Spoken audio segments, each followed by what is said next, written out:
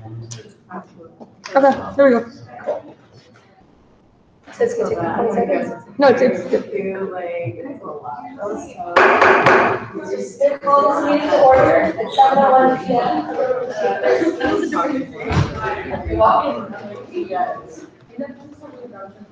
I apologize to everyone, my voice is clearly not good. Very annoying. I'm scared.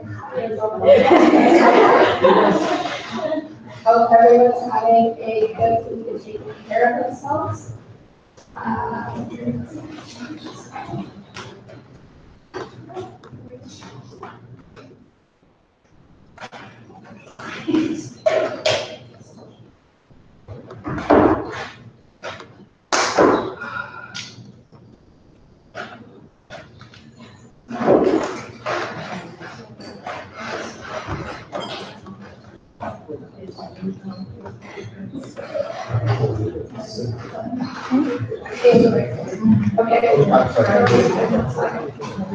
Okay, so we'll begin with the approval of the agenda. Are there any amendments that you could say?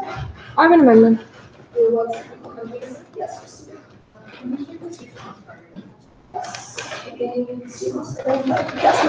Oh, can I strike the special presentation? I think to be the, I don't know if it's general one or, yeah, okay, thank you. I think yes.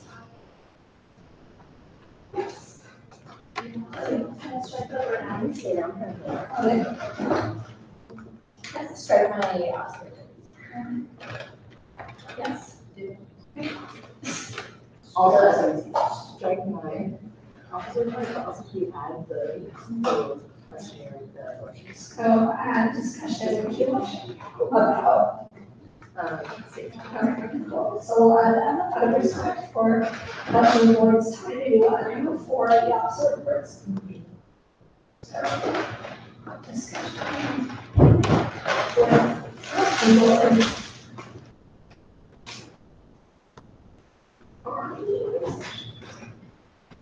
yeah. We're striking that by C. Anything else? All right, so a couple of different amendments on the that's very good. So is there any motion to approve the agenda as amended?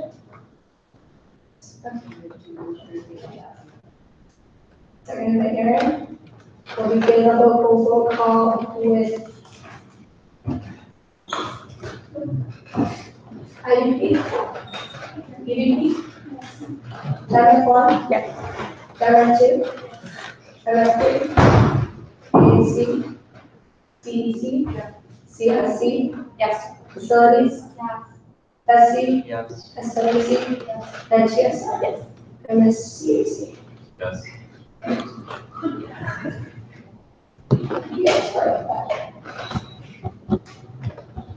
Slide over.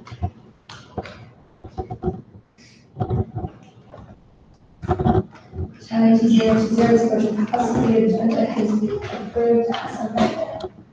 Want to do the one minutes for the 24th, hope they have the opportunity to read them. So at this point, is there a motion to approve the minutes for 424? There's a second. Motion seconds, we'll begin a local roll call vote with EDP. Channel 1. Yes. Channel 2. Channel 3. Yes. SAC. Yes.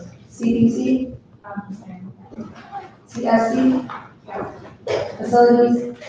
FSC. Yes. SWC. And GSI. Therefore, by your vote, 10 to 0 to 1, this motion passes in the minutes of the We'll move on, now move on to public comment. I will remind those in the public, do 30 minutes allocated for public comment. Each public comment will be 2 minutes to speak. We've got about 10 seconds left on the also table. We have 30 seconds or so. So we, excuse me, the first round of public comment will be no audio, no video. Public comment will be audio only. The last round of public comment will be audio and video. So we'll officially begin public comment at 7:06 p.m.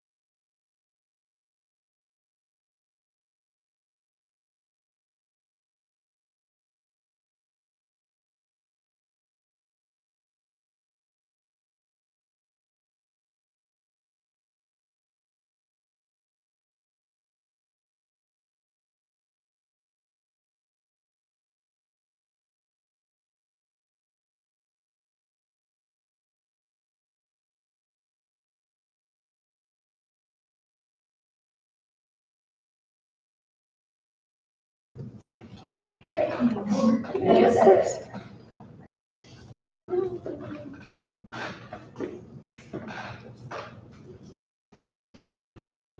All right, seeing none, we'll go to audio and video. Get on the center.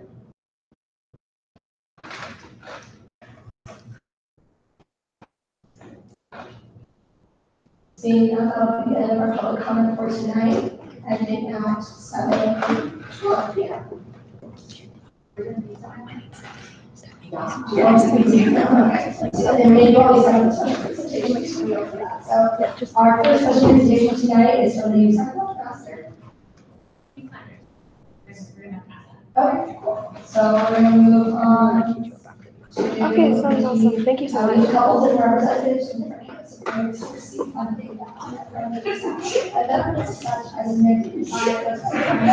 they are required to do a presentation for the council each year. This is just routine presentation last week. So our first presentation is from the Associate Vice Chancellor, campus life. Maybe look at, I believe, and results here. This is up to, so you will have 15 minutes to present, followed by 5 discussion on the council.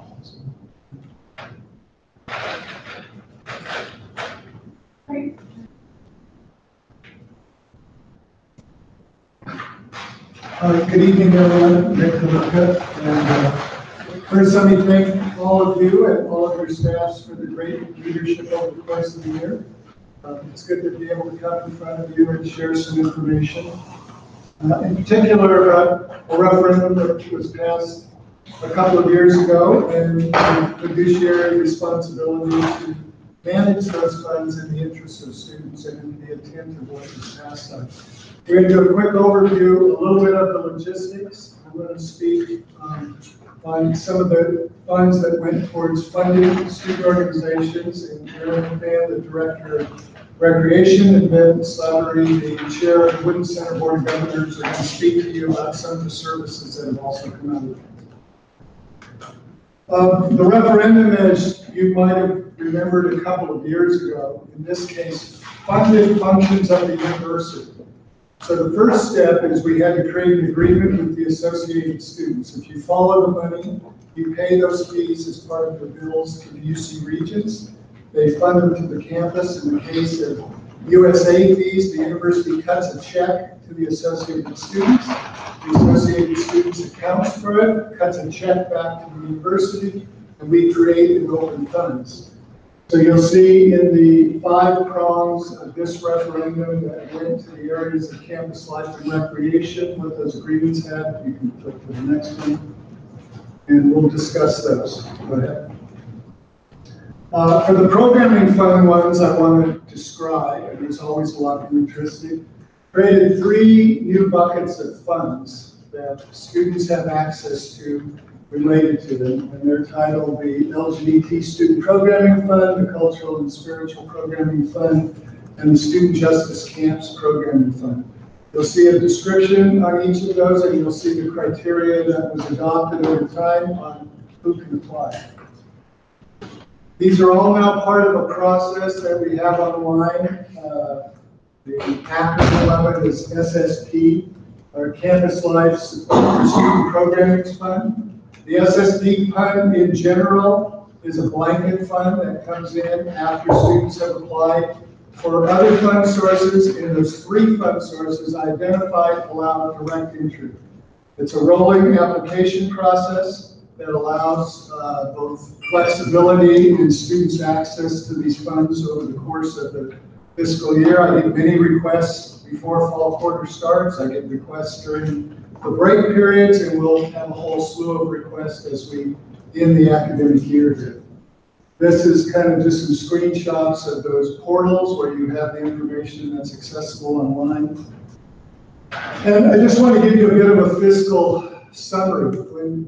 As I mentioned in that way the money flows, these fees started being collected in the fall of 2016.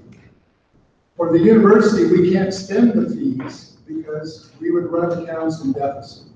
And with the model of the university waiting to send the fees to the associated students, and then the associated students accounting and sending a check back, there's about a 2-quarter lag.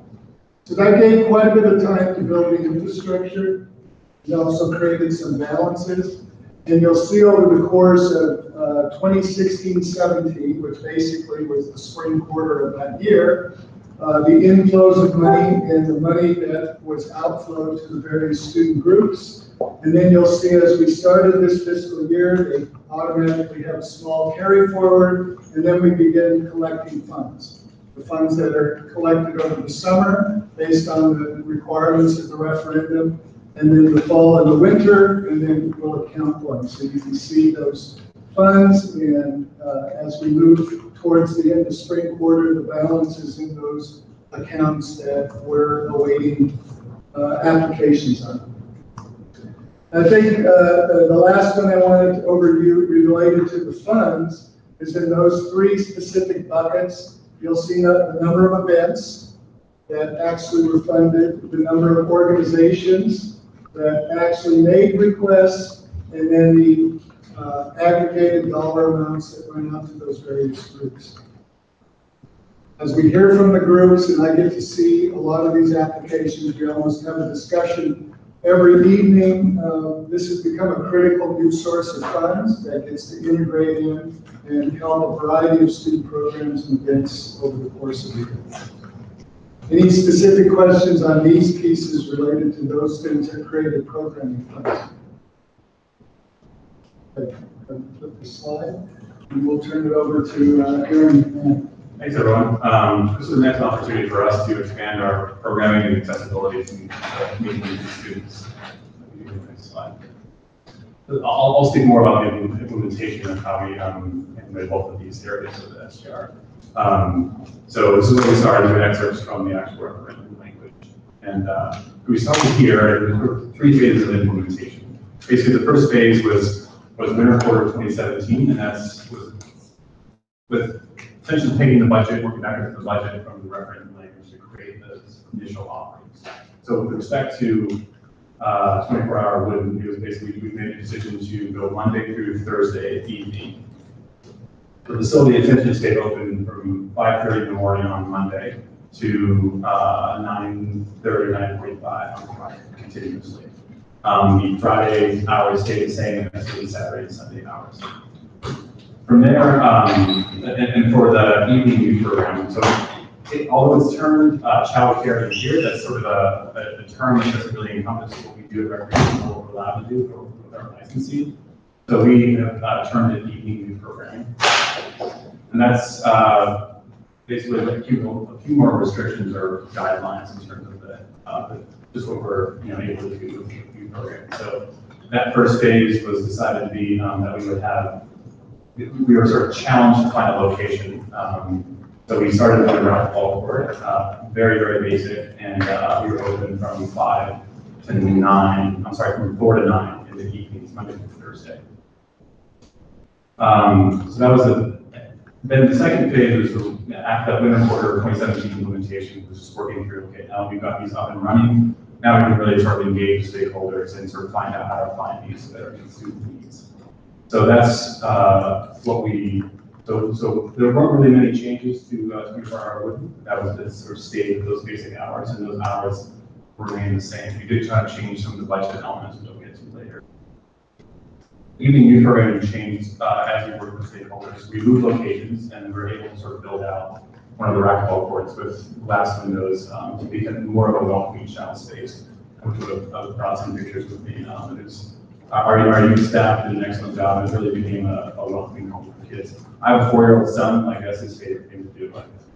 He like every weekend wants to go to. So it's really I feel like it's endorsed by children. So like, I feel better about that. So we shifted things a bit. We stayed the hours changed a little bit, and then the location changed. We got our sort of that soft opening for both programs. We had a grand opening for what we call the Little Room Clubhouse. Have to have an acronym, we call it LBC. So that was in spring quarter 2017. So, and then just, working from there, this fall for us was phase 3, we made some further changes to evening. Well, it sort of shifted from just evening and listening to student feedback and how, and looking at how the use patterns. We ended up opening also on Saturdays, 1 to 5. Student feedback was that for study time, it was just more useful for students to have that Saturday time as well. So then we've also looked at final week coverage in vacations. So if LAU student was on break or school was on break, that's another time when students need that care. So those are sort of possible expansions in the future. So when we get to the budget gauge. So year one implementation, so you can see that we have a balance at the end of 16-17, and that was because we had a partial year of implementation, so we worked this fall. Still working on the staffing model, that still remains in flux. The general pattern is that we have about 2 student staff people that are staff that every night in addition to some full-time support. That will likely have to shift to 3 staff people. So the projected for fiscal year 17-18, I'm sorry, and then for 24, again, we have a balance. We chose not to go with a full-time ag manager the first year to sort of assess how things were going. We changed that for this year, did like that position. In that first year of implementation, we first shared that responsibility among several full-time staff people. So for projected for this fiscal year, that's how it plays out. Expenses is mainly part-time staff, student staff. Custodial services, expanded custodial needed, that we use with our facilities management for that. The security and safety is actually mainly a projection of that night manager. And then benefits includes all different benefits as well as payroll taxes every day. So we'll project the balance, obviously. That will be, as we have a full year of full-time staff person, full-time benefits, that will change, as well as we have now several straight years of the minimum wage changing that will drive our wages up as well. So I think that those overages, I think, will disappear next fiscal year as we adapt to those changes. And then these are just some usage numbers. At the top are unique users and total visits for each of the quarters. You can see that it's grown in usage, and we expect that same sort of growth as more students, become aware of these things and adapt their sort of use of the facility. And the next slide, I think, is Little Bruins Clubhouse. So the usage is on the smaller side, but what we've heard from students is that those that do have been truly impacted. It's been a huge help, and in some cases, we've heard that it's been potential for keeping allowing student parents to keep full-time schedules. So I think that the impact is still pretty profound with that. So any questions on any of this stuff? Great, thank you. Thank you.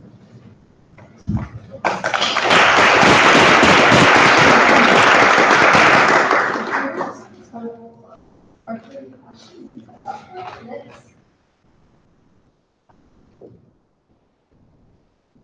We'll just say having to go in the LDC and the student play. As a student who's not a parenting student who gets to watch that happen, it's a wonderful thing to see and beautiful. The people, 100 people, and it's just Right, so for other questions, thank you both. So we have 2 more presentations tonight. I don't know why I wanted to listen, but our next presentation is together our formal presentation. We have Dr. Amon, Dr. Alexander Fay, each presents about our portfolio as well. So feel free to stand for Our PLS will do more. Please. You'll have 15 minutes to present. We have some handouts on our presentation. Sorry, we didn't make very nice. And we also have some information on AAP for those who need more information.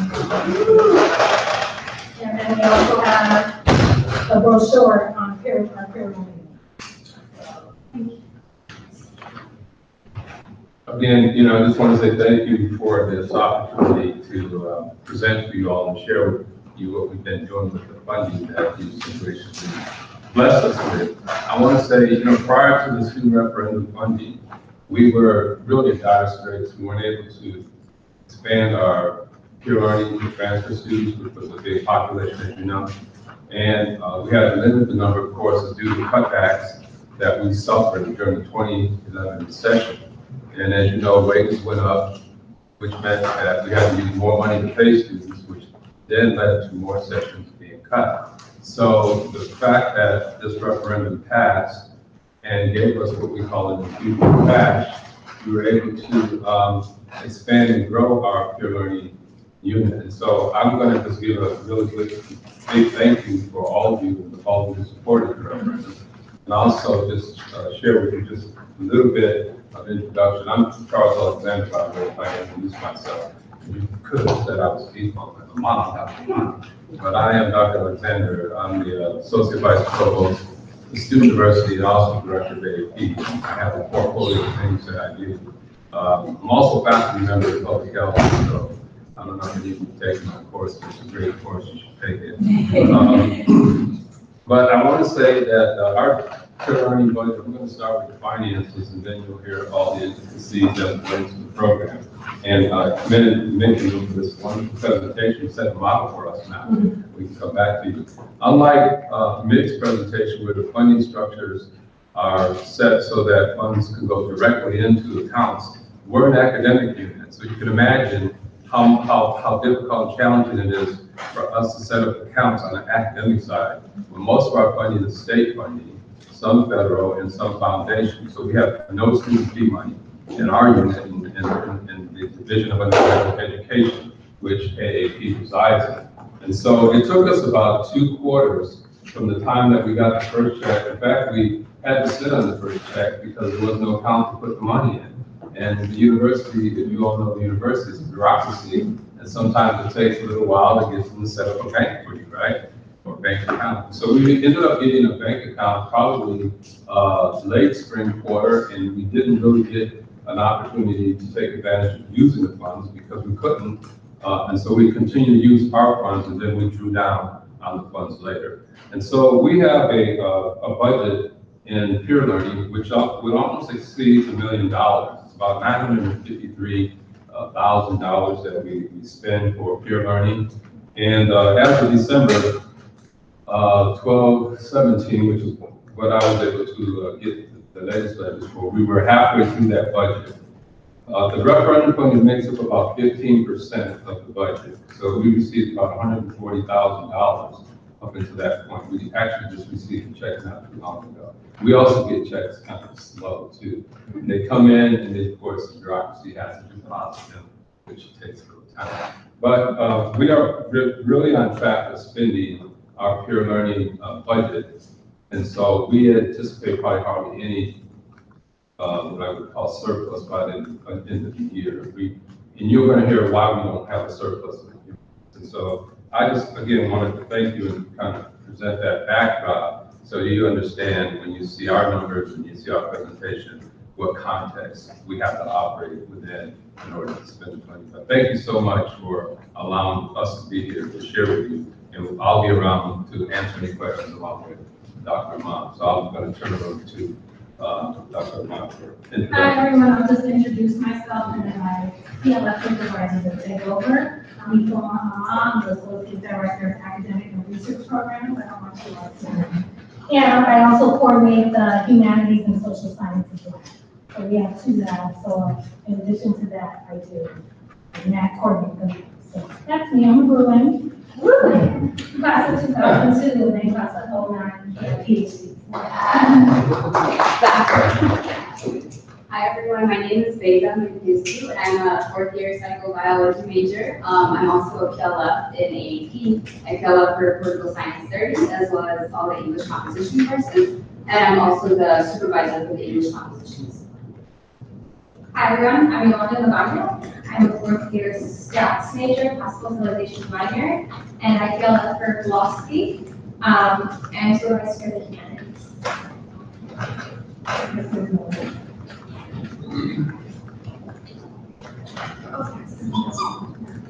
So we're just going to give you guys a brief introduction of like the structure of AAP as well as the peer learning unit, and then Yolanda's going to talk about the social justice referendum funding and updates on Hit the sign button, the center. Okay, sorry. Okay, so an overview of the ASD program. It's the largest student diversity program in the nation, and it was established 47 years ago. We serve over 5,384 students as far as fall 2017. And AAP has a threefold mission. It was built on the principles of social justice. We want to promote access, academic success, and graduation for historically underrepresented students. And that can mean anything from students of color, as well as women in STEM, veterans, parenting students, and all of that. And then our second goal is to promote graduation and have our students, access graduate school. And lastly, we want to promote academic, scientific, political, economic, and community leadership within our students. AAP is not only peer learning, but we have a variety of sources and resources for our students, which includes academic programs, counseling, scholarship programs, research programs, mentorship for graduate and professional school, research opportunities, and a computer lounge downstairs for students to utilize, have printing services as well as have a space to study, things like that. And so the peer learning unit, which is what me and Yolanda are part of, it's a tutoring, it's heavily focused on tutoring, but as well as facilitation of sessions in which students kind of, we're not remedial, and we want to have small interactive group sessions so that students can have the space to talk about the course material and stuff like that, where they wouldn't get this opportunity in classes. So as far as the structure of AAP, we have 4 full-time professional staff. We have 2 peer learning labs, math sciences versus humanities and social sciences, that work closely together. And we have 10 different disciplines across those 2 labs, as well as 11 PLF supervisors who oversee about 122 undergraduate PLFs that are the peer learning facilitators. And the sessions occur across campus. Mostly the sessions are in Campbell Hall, but we have sessions on the Hill where students live in the dorms, as well as in the life science building South Campus. And we also have 5 undergraduate office assistants. Okay, so you give us money, where is it going, how are we improving on this already great program? So we are able to fulfill AAP students' wish list requests. So what's a wish list? So when students have the option to sign up for classes or sessions, it'll offer you sessions for classes that we already have.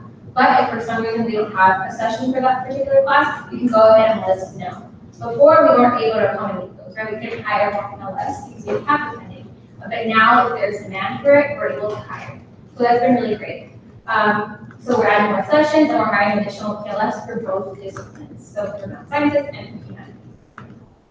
And also what's been really great is that we're able to support our workers more. So PLS go above and beyond. Even if you weren't being paid for it, you put in that extra effort to make your sessions really good and help your students out. But now we're able to compensate them for their time. So if they have to attend lectures, if it's a new professor that they aren't necessarily familiar with, now they can get paid to be better qualified for sessions.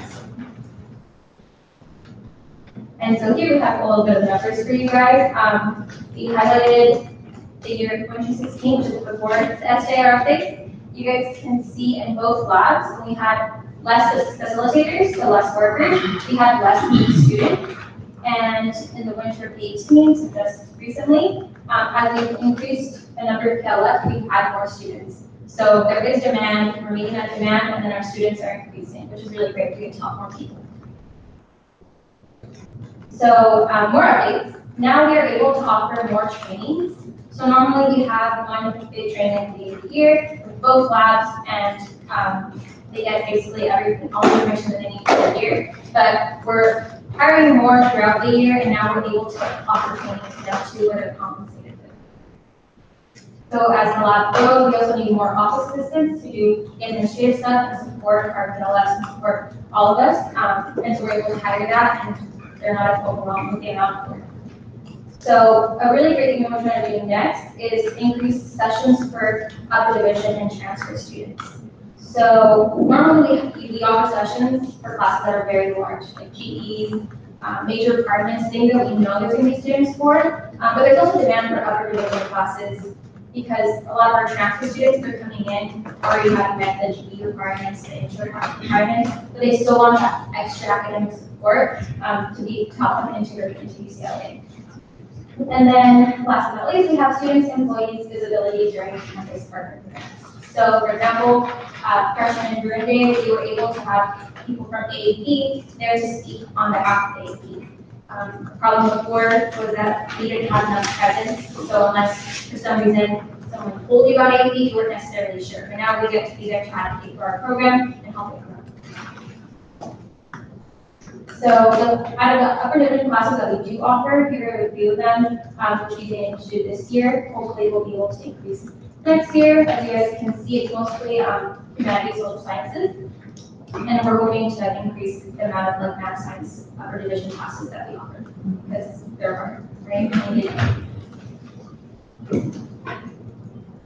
And future plans. Okay, so we have transfer students usually in their third or fourth years. We actually want to know more about what they need from us. We started off by serving the traditional students, but we want to have focus groups where they kind of tell us what they want to see peer learning and DAP do to better support them because they do have a unique experience here at UCLA.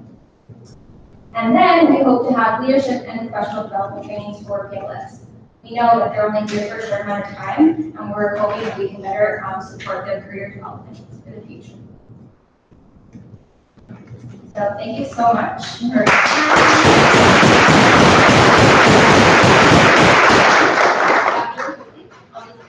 If you guys are interested in applying for the PLF, we actually are hiring right now for the next academic year, and we're also hiring for summer sessions and for freshman summer program, which is one of the programs that AP does, which is great.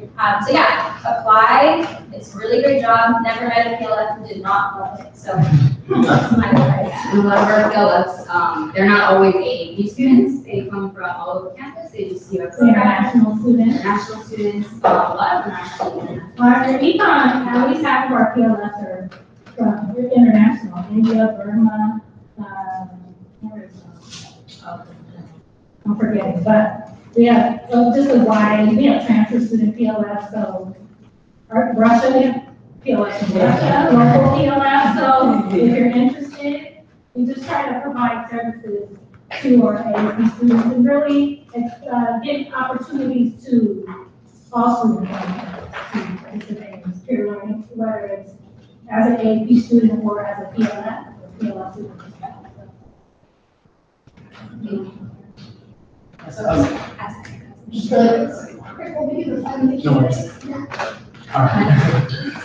Does AAP offer services, the same services to international students as well? And if not, is there any future plans to build upon that and allow that resource to happen? Real quickly, because I only have 3 minutes, probably. We are exploring that issue because part of it has to do with some state funding issues that international students tend not to be eligible for some of our capacity, but we're talking to the Fashion Center in terms of how we best keep the students. I just want to say, as a product of AAP and the transfer student program, and having been a peer counselor, like AAP does amazing work on this campus. It's great to see that you guys are expanding because I know like the upper div, like that's been like at least my year. We were like, you know, that was an issue. So I think it's great to see that it's expanding. But I would definitely suggest anyone like definitely apply to be a PLF for it. It's great. My friends are applying right now. They're transfers, so they're so excited.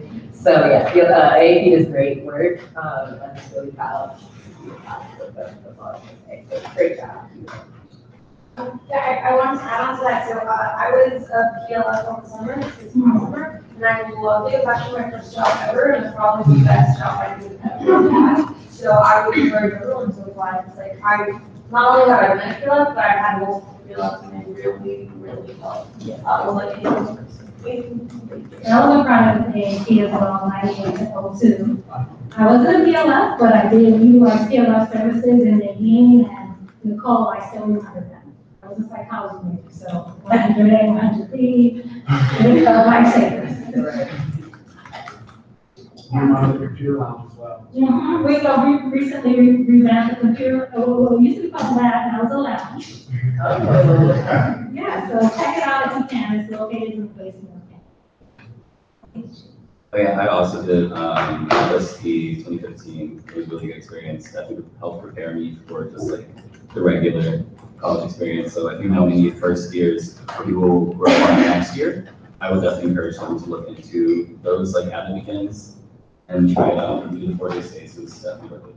And I did check out the pure TLS too. They were One more. The AP helped me decide the major that I'm doing right now. So. The AP is awesome. We're doing so much good stuff. Thank you. We love the testimonies. Thank you. There are no other questions. We'll say thank you, Dr. Pelton. Thank you.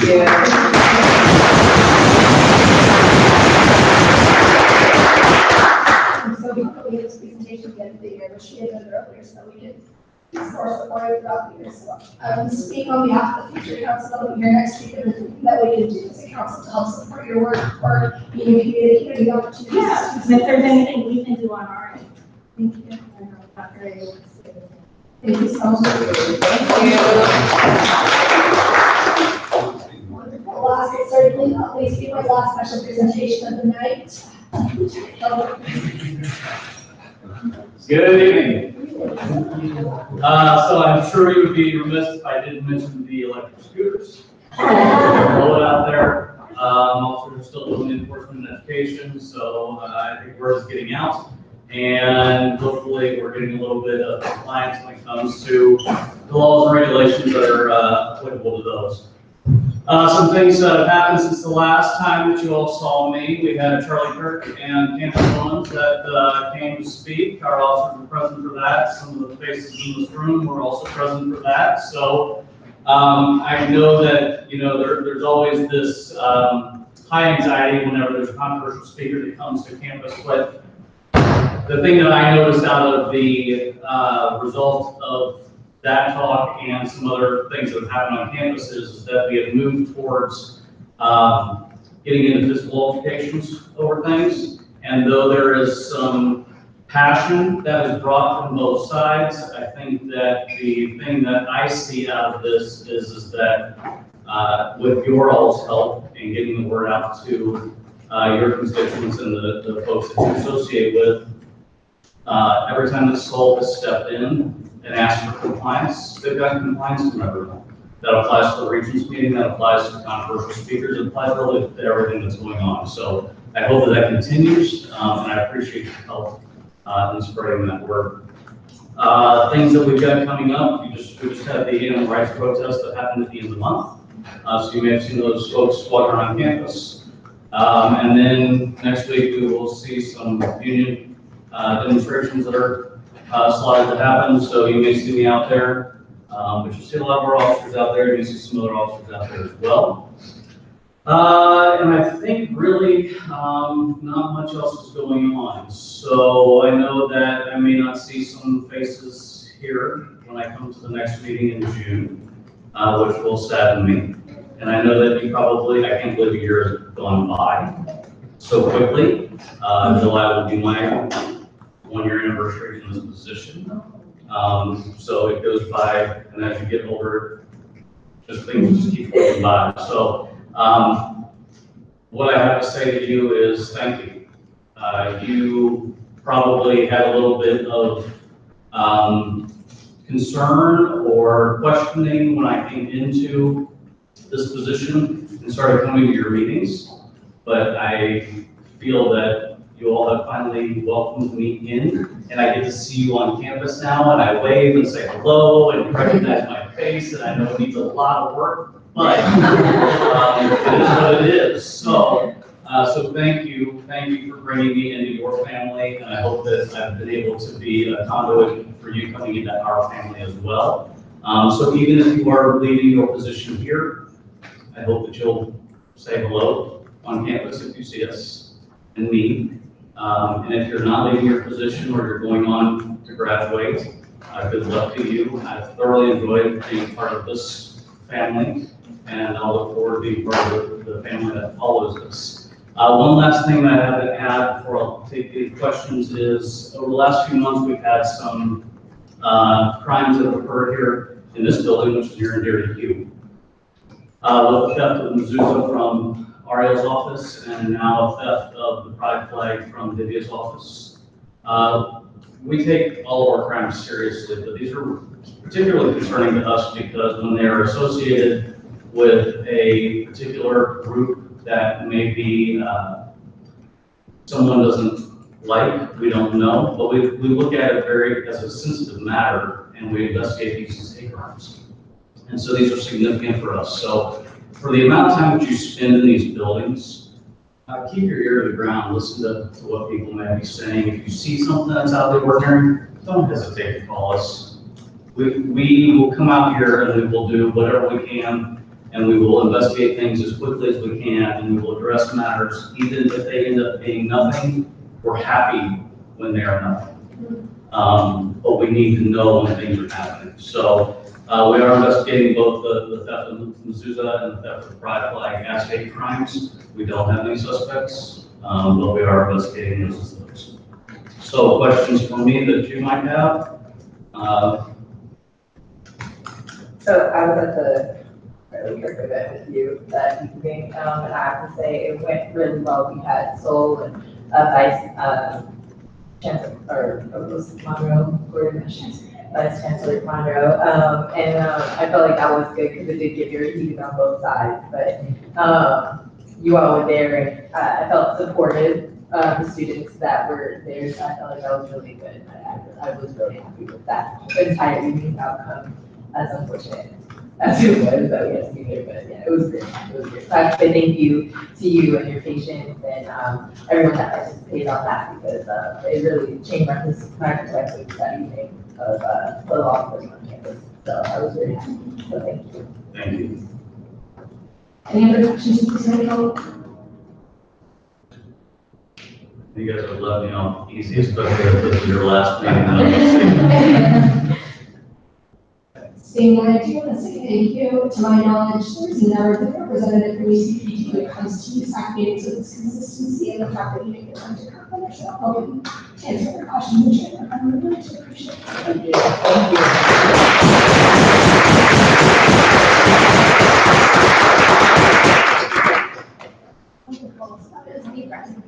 Good luck in elections. Thank you.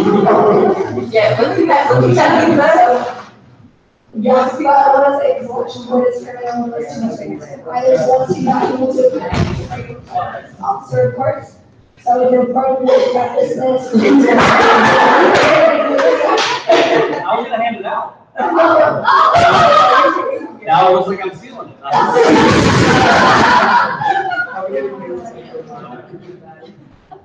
I do want to practice this conversation and saying this is a conversation. This is an opportunity to ask questions at the election board. This is not a place to make any accusations or any charges against the election board. If you want to move forward with any charges of any sort, we're not outside this conversation. And I would say they're very accessible to us all. So feel free to talk to anyone on your plate. Feel free to talk to them. If you do want to move forward with any sort of formal accusation, council is not the place to do so. That is straightforward. So this is an opportunity. And I do want to thank both Jack and Matt for making the time to be here. You guys will be able to make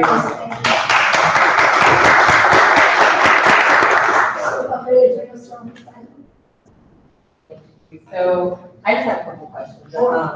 That's really why I brought you here.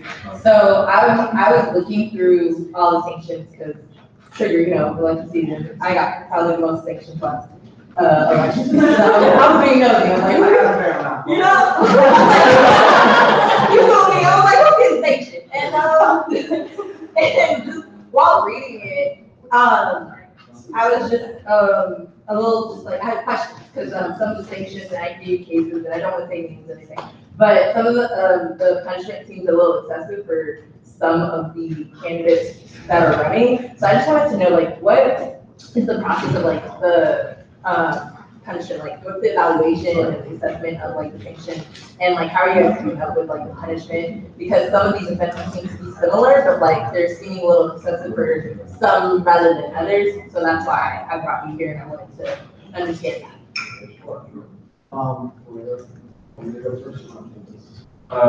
Well, investigations is the one responsible for levying penalties, so I'll take the question. But investigation, yes, it's our job to investigate the complaint, and if there's a violation, we do. It's on us to go out and make sanctions. It's on investigations to investigate the complaint. And if we find that there is a violation, we're charged with levying penalties. And the process for levying penalty, I have a staff of 3 other people, and of course, the executive committee has input as well. The rubric or the framework, I want to say, that we decided upon beforehand, I did my research, of course, into the sanctions last year, and I noticed, yes, some were not as serious like tags, some were a little bit more serious. So my mindset going into the election season was, all right, let's try to get a scale going on the level of severity. So I've got about 4 categories with varying severity. Each one of the complaints, again, I discussed with my staff, and we think, all right, where should this go on the scale of things that we've seen before? How does this compare of the 4 categories? What do you think it should go? And so we have a discussion, right? And I talked about the 4 categories. 4 categories is still general. So as far as like individual complaints, I can't really speak to that because not all cases are the same. Right. But generally, we like to get it into 4 categories and then go from that base category, light or more severe, and then levy a sanction accordingly. I don't know if that answers your question. If you'd like to go into. Yeah, no, that does, because but it brings up like, and I can speak privately too about certain cases. I don't want to like do all that with other people and influence people's votes and whatnot. But yeah, that answers my question. So thank you. I'm not Jack. People wanted to add anything. Oh, sure. I mean, just sort of a light thing on the process. I think that in sort of in terms of maintaining impartiality during the week, I prefer to avoid speaking about a specific situation going on. But but as a general rule, the way we go about, for example, I try to give Matt and the investigations committee a good amount of time so that we can maintain sort of as much impartiality within the board as possible, sort of beyond that. So, but there are certain instances that become more frequent, especially this week, of course, where there are investigations and allegations that are made that are more serious. And when those come up, Matt often will bring them to me or to the executive committee in general, especially finance-related issues. Those automatically are issues that are pertinent to that are brought to the attention of the executive committee, and we often, especially this week, we've been moving it as possible as soon as possible on most of these issues. We try to keep that process as consistent as possible. When we've noticed inconsistencies in the process, we have avoided. We've noticed them. We have addressed them by sort of avoiding that, trying to avoid that sanction or avoiding a certain decision. Because I mean, that's one thing that I think is very, really important that Matt and I agreed on. That Matt stood out to me when I was interviewing people for the jobs. That Matt is committed to making sure that our rules are as consistent as possible. Because that's, and obviously not every case is exactly the same, but the rule of law is based on consistency. You want to make sure that everybody's got the same playing field to do. We have further comments around so we maintain as impartial and unbiased as possible, so it's not to influence any of the outcomes of the election. So thank you for that. Thank you both for that. So let's try to see it out, please. Justin, did your hand up? Yes, thank you. So I'm Matthew. Hey, how's it going? So in your mindset, when you're giving out sanctions, are you looking for more of a punishment to the violator, or to create equity among the entire election campaign, the process? You kind of reiterate the question. When you give out a sanction, do you punish that candidate, or are you more focused on making sure that whatever that sanction was, that it's still equitable? Like, are you more punishment driven, pretty much, when you're giving out sanctions? Okay. My personal mindset is I don't feel as if it's either one or the other. But that's just, but again, and I'll just say the role of the election board is not to ultimately equities are, you know, ultimately aspire to, but the role of the election board is not to ensure equity, to ensure a fair election. I think that sort of equity is, that's sort of the point is that I think of investigations and the levy of sanctions is to sort of try and recalibrate the playing field. It's not, I don't think that, we're not going out of our way, and I don't mean to speak for you, but we don't go out of our way looking for ways to tag people, you know what I mean? It's, we're trying to ensure that nobody gets secured an unfair advantage. If they do, if they're seen to have secured some sort of unfair advantage, that we compensate sort of the rest of the candidates in some way for that. Then if I could add, investigations specifically, I guess just the nature of the duties that they have would be, yes, I mean, it's investigations, not a committee like endorsements that is responsible for levying sanctions. So I guess my position, you know, the duties I have kind of lend themselves to that question. However, if we do election board as a whole, as a body, you know, we want to make student government accessible, equitable, you know, trying to have this full location on campus. And that's one of the ways we try and make it equitable, open to not just candidates, but students in general, because the students are involved. So just to follow up, so when you're looking at giving a sanction, do you look at just your judgment right then in that moment, or do you go back and look at precedent from like last year's election, the severity of those sanctions, or are you just going off of your judgment in the moment? Well, of course, you know, again, I researched 75, or know about 75 sanctions that were issued last year. And of course, I read up on those, not just for one, for precedent, but also to, again, just look at the process, see how last year's investigation handled things, just housekeeping things, really. Of course, I have to look at those, and of course, reading those, they inevitably, you know, get imprinted on your mind and are built into some of the processes that I would take this year.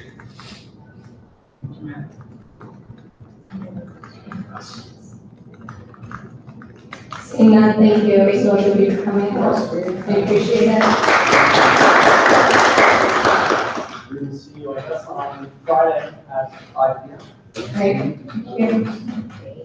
So this time we're going to stop and thank everybody for the rest. The last few months of time, we get back to the table and you don't have it. Just like, another person, you know, that will be really good, but I was just not really.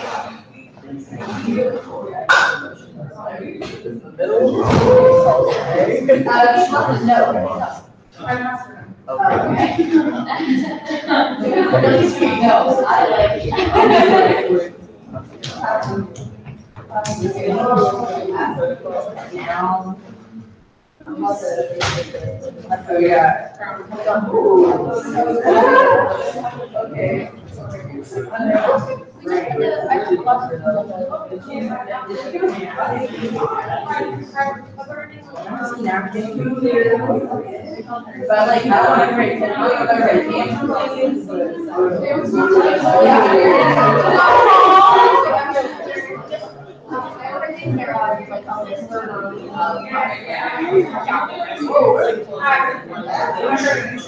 And then, already.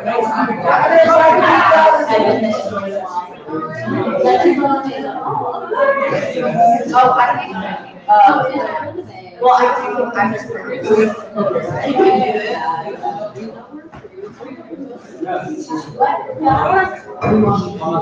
I really don't like print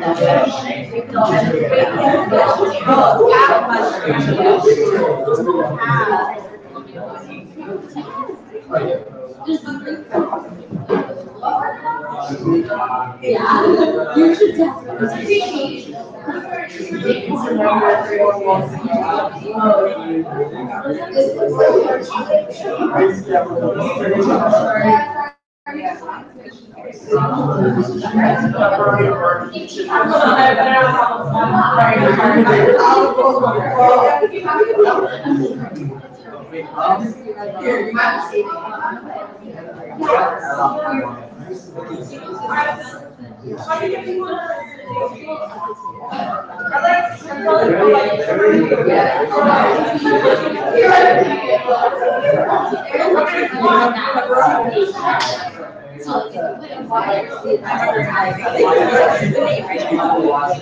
I'm like, is anyone from New York actually making a because I feel like,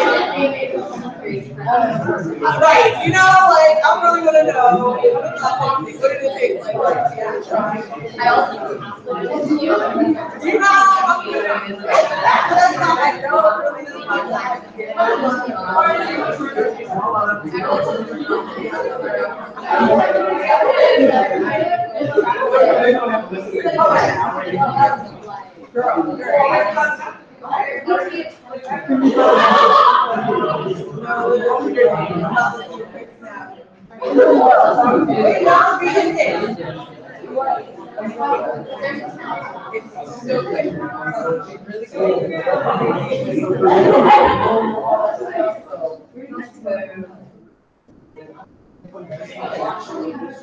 Ready? Oh my God.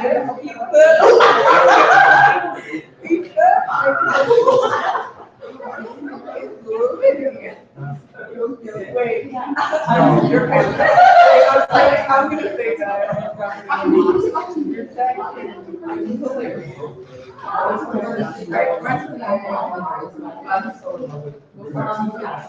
Every Tuesday from 7 to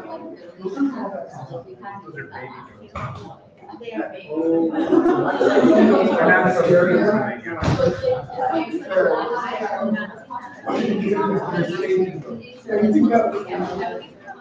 but then like we could I wanna know. like council decisions that we have to make together. So like sometimes I like mushrooms as well. like, is it that? Like, that's how we discuss stuff. Is it how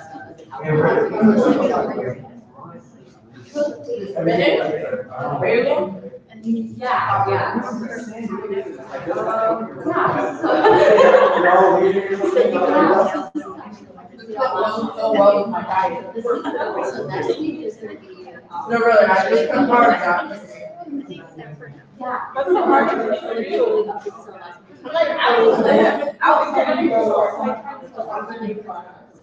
I was scared to get in there.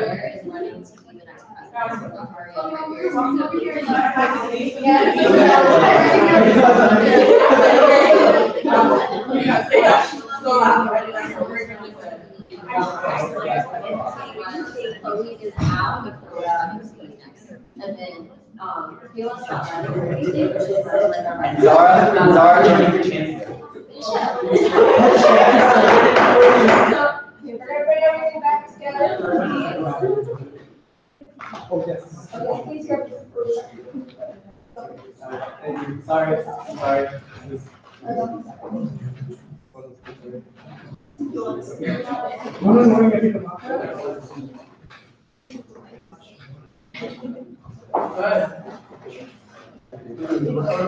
It would have been better. We're gonna move on to officer number reports tonight. All the guilty officer present. It's gonna be a very filled office today, so I want to start off by congratulating our UCLA diplomas gymnastics team for winning UCLA this week. They were today. Super cool to see them out from August today, celebrated for everything. And Miss Val is like one of the all-time favorite human beings on this campus, and had the opportunity here to speak at a Golden Val's conference last year, and she said, like, this one line that stayed with me every day since Michelle shared it. She says, be anxious for nothing and grateful for everything. And we feel like that's what we can all carry with us in our lives. So I'll start with the updates now. Last week we hosted DYF, Declare Feminism. So I wanted to give some thanks to the incredible women who made it happen. I want to thank the wonderful Councilor Mariah organizing the Head for Feminism here at UCLA, which is a panel about the importance of intersectionality and feminism, featuring the wonderful Camille, who's also in our office. I want to thank Precious Robbins and Ruby Pastrana from the Career Center, and Michelle Sandy Wynn from the Alumni Association, and JJ Davis from UCLA Athletics for helping organize the Women Power Lunch.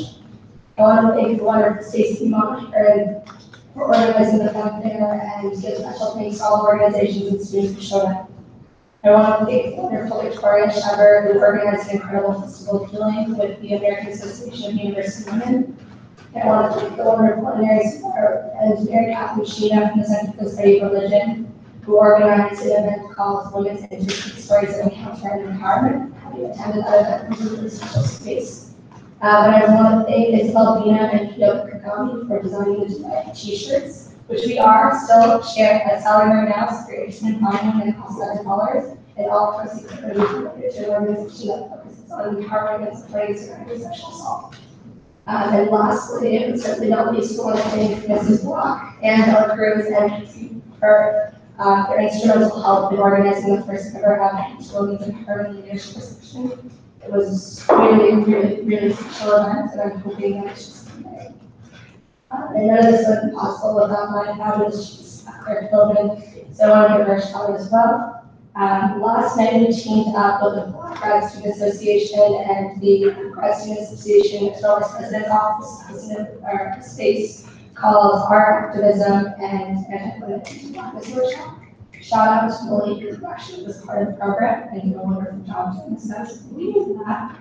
It was a super cool space. So that was a follow-up to the resolution that we passed a few weeks back. I'm hoping that it's just like getting a partnership, not only between, or just like really between grad students and the grad students and talking about the issues that we all face as students on this campus.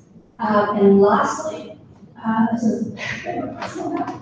So, around 10 p.m. last night, I received a screenshot of a student who posted something about an allegation with regard to my campaign finances last year, claiming that I received funding from Turning Point USA. I want to be very clear in stating that I have never, will never receive funding from Turning Point USA. I've never even been in contact with them, I've never been contacted by them. So that's a little startling to read. As a Jewish student on this campus who so much for tenure, writing a textbook myself, the very allegation that I would receive funding or be in support of an organization that spews neo-Nazi rhetoric is extremely painful. To be entirely honest with a lot of you seated at this table, the fact that you liked the post, commented on the post, and shared the post was extremely hurtful to me. I feel like this whole year we've very much tried to build relationships and connections with each other. So I would have much appreciated a text message if you were wondering about that, or ask a question for sharing it, because there's absolutely no validity to the claim, and so it's important for me to share that as well. So that's it for me. Any questions? I heard you went really well last night. The panelists, she has some dope panelists there, so that was like really great. Unfortunately, I couldn't go, but I heard like really great things. So kudos to your office for And really good. yeah, that was really great. So. Seeing that, we're going to move on. No MVP here tonight, so we'll move on to EP. Last week, I was up here since I was in Sacramento for a community hearing. The good news about that is one of the bills that UCSA actually introduced was a bill to extend Pell Grants and students who actually access financial aid in the summer. Our past year committee, which is fantastic, so we're expecting it to actually be passed through the state legislature and implemented hopefully for the upcoming school year. Another big bright news from last week is that tuition hike that I've been talking about since like January, UC Arenas finally decided to shelve the tuition increase last Thursday. So yeah, it's not happening anymore tentatively. So all we have to do now is make sure that the state actually funds the UC so that there won't be a need to raise tuition on students. So yesterday we had the students in Sacramento who already have 8 offices on our funding request. Today UCSA also has students for another committee hearing on the budget. So we're really hoping that by the end of this month we'll be able to see our request fulfilled so that there won't be a need to raise tuition Questions for Chloe? The summer conference, when will that start to go into effect? As soon as it's passed, it would be the next, not this school year, but next school year. Oh, so past reach is not supposed to stay. So it has to do, committee. As Oh. So if they pass it, then we can look at the school year. High hopes or the original? Any other questions? I'll see, but I'm sure any question. Oh, maybe Steve. Oh, you're over there. We just didn't want to interrupt, and thank you so much for letting us sit in. I know. Really, really. Well, I think that's not like- Thank you. So, you put pizza by the way. All right, great. Is there any report you want to share for? Oh, no. Moving on to two things. So Fruit Bazaar is tomorrow in conjunction with the UCLA Farmers Market, E3, and SLBC Earth. The drill is the same, you bring something, you take something, we'll have clothing, homeware, and other items that would be useful for students. So come through to Bruin Plaza tomorrow from 12 p.m. to 5 p.m. And then second, our TGIF Sustainability Innovation Challenge Demo Day is going to be in the Bruin Viewpoint Room on May 18th. So come out to hear students pitch their ideas in regards to different sustainability topics, and one team will be winning a cash prize to implement their project with different campus partners. So please come out for that. Thank you. May 18th. Sorry.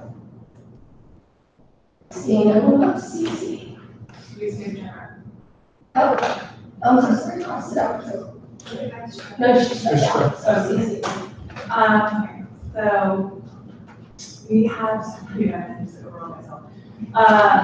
This week we have the hunting ground coming up. That's going to be Thursday in James Bridges Theater at 7:30, and it's going to be a co-program with Bruin Consent Coalition. And it's going to be a screening and Q&A. So we show a movie, and then we'll be having a Q&A with the executive producer of the film, Amy Ziering, and then we're going to be featuring Camilla Willingham, who is like a social justice advocate who's featured in the movie.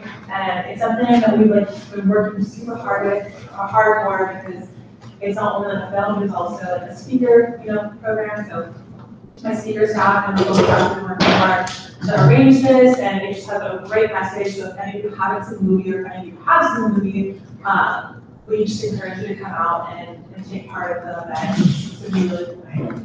And then on Sunday of this week, we have Ultra Loop coming up, which is also just like a crazy feat for my staff. I'm like super, super proud of them because we're even like working nonstop for this like springtime concert that we've never done before.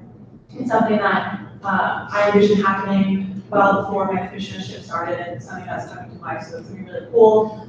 Ticketing information hasn't officially been released, but essentially it's gonna be first come, first serve. And the entrance will be at the upper entrance, closer to like the Easton Stadium, if you guys are familiar with that entrance. And essentially, students will come, grab a ticket, and then the show, the doors will open at 4 p.m. So ticketing starts at 3:30, and you can claim a ticket between then and doors, and doors will officially close at 6:30. We released our lineup, and we're also super, super excited about that because contracts have been coming in and out. So really hectic, but we have Manic, we have Luca Lush, and we have Two Friends. So a really stacked lineup if you are into EDM. And it's a free concert, so encourage, I really want to see like you guys there, but also like encourage all of your friends who are into EDM to come out. Like I said, it's the first time we're doing it, so we just want people to be there so we can set a precedent moving forward, so we can use student funds to have a second concert similar to scale, like not similar in scale, but like similar to like a Brew Bash type concert, but having that second opportunity for people to like engage in that type of thing. And we're spending student funds for it, we want students to actually come out. And then some things that have happened, like today with SNL, or with SNL writer, they came out and I was on the 25th in PGS. Really went really well, and we had the Intel screening of the first episode of season 2 with a Q&A with one of the writers, Kira Snyder, and that was really, really cool if you make that way out to that. Also, just looking at our website right now, we redesigned it end of past quarter and the beginning of this quarter, so if you haven't seen it, I encourage you to go look at it because a lot of hard work, a lot of coding and design went into it, and we're really, really proud of it. So shout out to the CEC staff for all the work that they do. This is called the alternate thing. It's so cool. I got people are so excited. Really? Yeah. I just like. People like that, like cancel plans, like the entire week. I'm really excited. Thank you. The space that we like never utilized for a concert before, we've always wanted to do something like, one of like my missions for my local staff was to essentially like expand out of like normal venue spaces that we've used and like use student spaces that people want to like be in. Sunset Back is like one of those spaces, so. They're really fun, so I'll see you there. It's a nice website. Shout out, if she's listening, she's probably not gonna. Shout out to Jordy, if you know her, and shout out to like the whole web dev staff, because it's not easy to like code and like design stuff like this. Yeah. Any other questions together? Oh, there's also a student DJ competition. So the first, sorry, I just saw the first, I know. So, we also are like wanting to integrate like students into being on the lineup, and we've given like students opportunity to engage in playing on a stage in front of their student peers. So we have a student DJ competition going. It ends tomorrow at 11:55 p.m. So if you want to listen to their mixes, they're listed on the Ultra Loop website. You just have to click on it, and then it'll take you to the 15-minute mix that they submitted to us. And so all you have to do is put your name, use your ID, use still an email, and vote for whichever student DJ that you think should perform at Ultra Loop. That's like the opening act. And yeah, we appreciate if you do because we want to like get what the students want. Are submissions for student DJs still open or no? No, those are already closed, Okay. and so right now we have the top 5 submissions that we've received.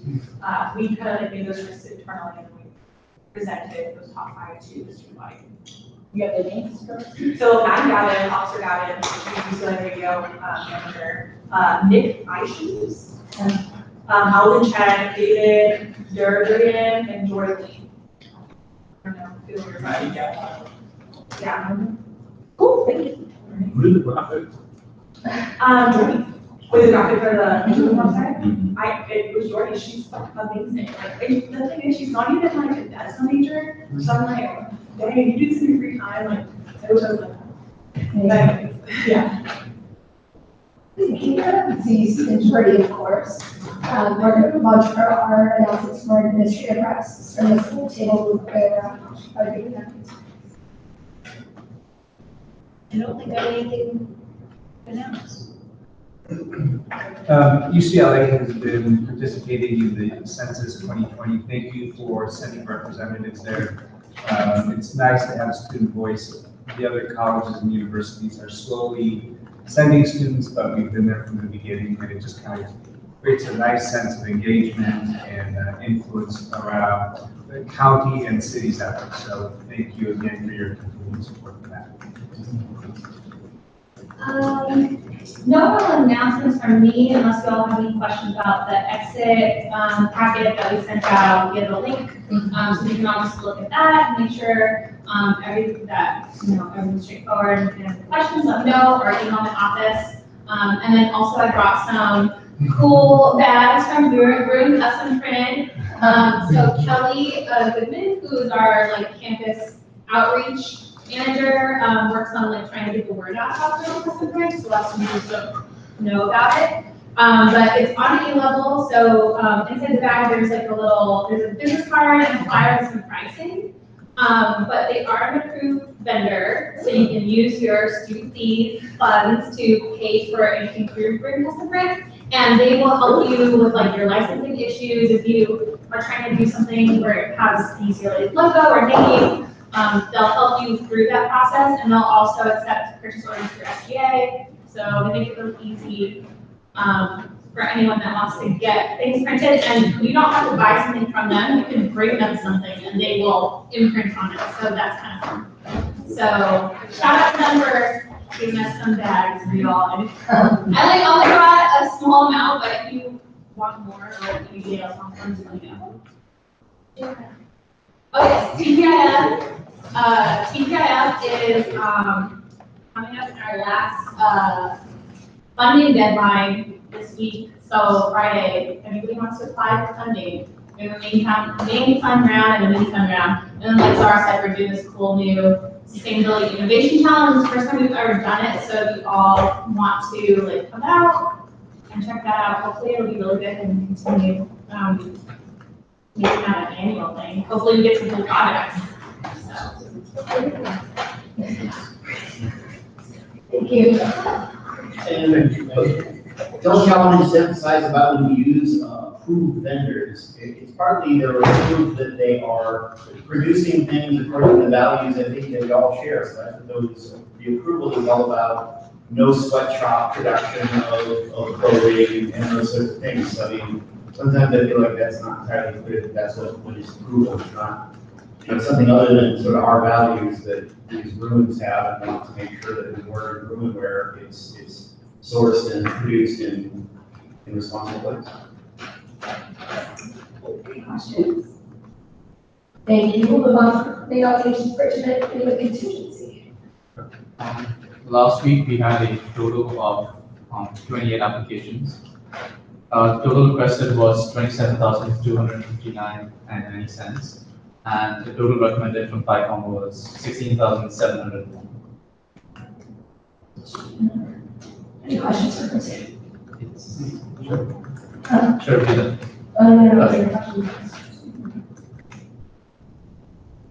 Seeing none, is there a motion to approve the allocation of $16,700? One. And one? Yeah. Oh, that's right, so needed. Yeah.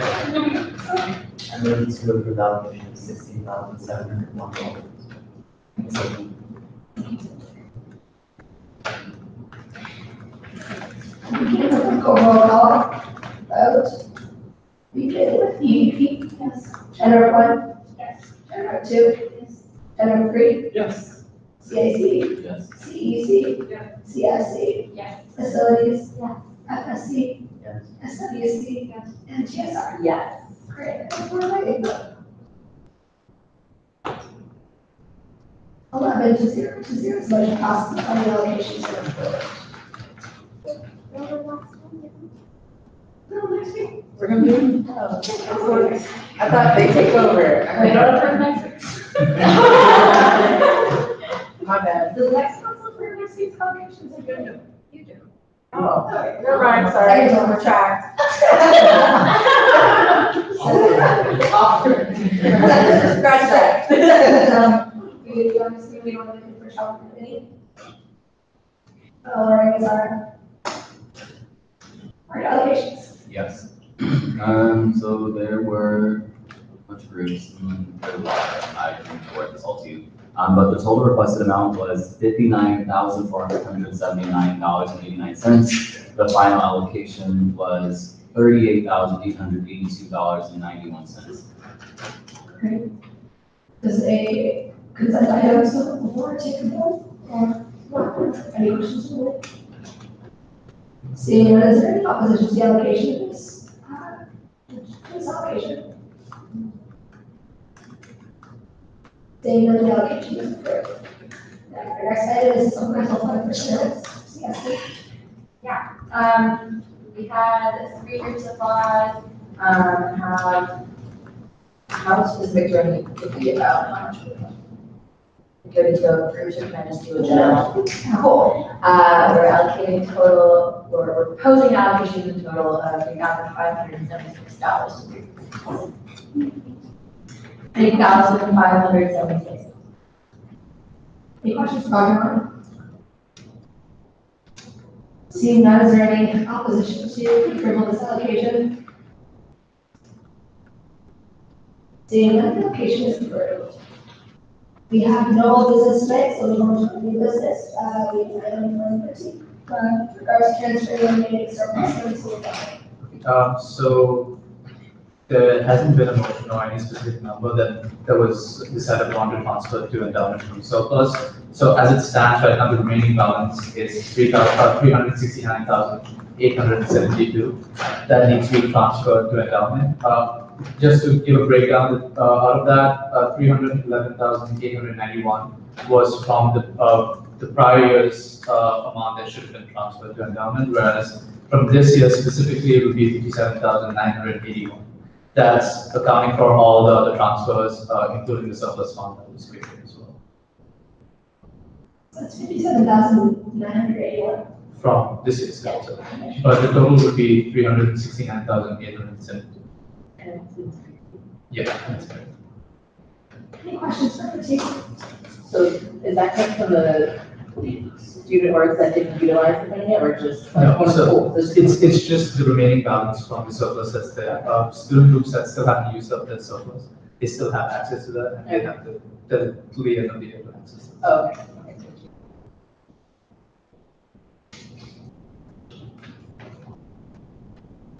We need a full motion to approve the allocation of $57,981 as per chart. Do we need to read the allocation? Yes, yeah. Okay, so excuse me.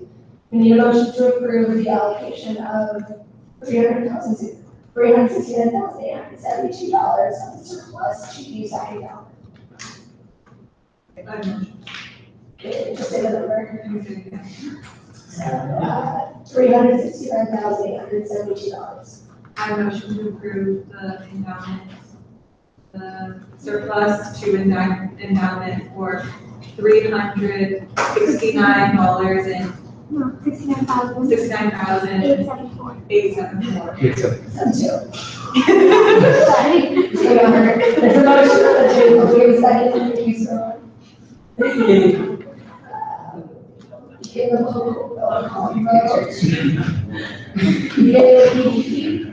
Genera 1? Yes. Genera 2? Genera 3? Yes. CAC? Yes. CEC? CFC? Yes.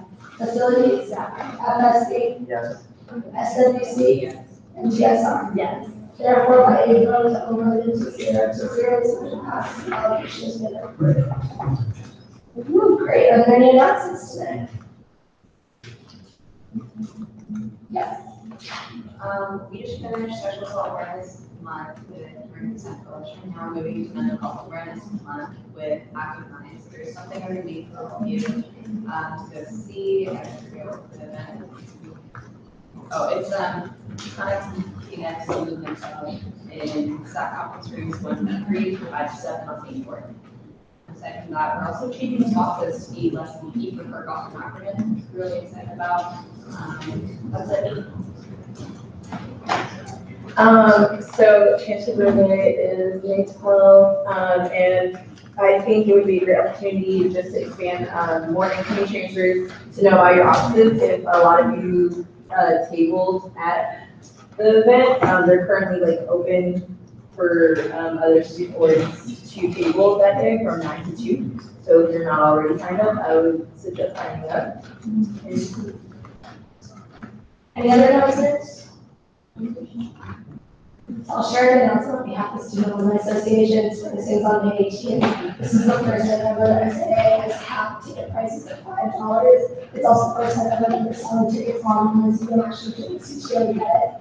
And we'll add the copy of on behalf of Julie Simon from the Alumni Association. If they don't get close to selling out Holly Springs, it will not happen again. So it's very much important that we all show up and want to show support to the students by performing and show support to the students who like really put so much of their life into putting on this concert. And I'm sure that I know you do not overhead, they're not easy to do, and so this is like a really beautiful piece of tradition that we'll do. So please encourage your friends or your staff to go out. As someone who's attended here and last year, the kind of thing that you don't really know is amazing until you go and have it and see how amazing it is. So highly encourage you all to check it out.